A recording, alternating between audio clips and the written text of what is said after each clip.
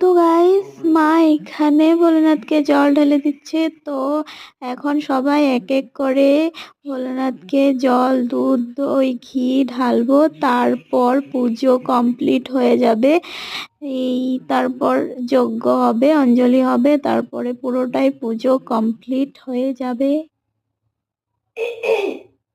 তিল চাল দিবা তিল চাল দিবা জল আগে জল কিছু কইরা এই যে আগে ধরে কই রাখছি।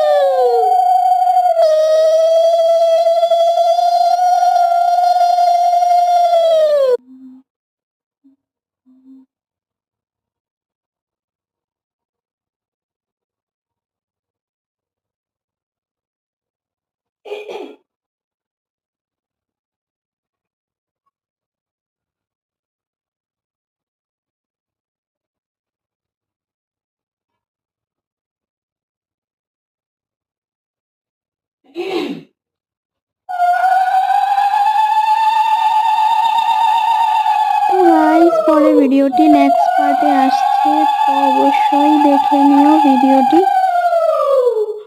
আর ভালো লাগলে লাইক, কমেন্ট, শেয়ার, সাবস্ক্রাইব করে আমার পাশে থেকো। আর বেল আইকনটি অবশ্যই ক্লিক করে দিও নতুন নতুন ভিডিও পাওয়ার জন্য।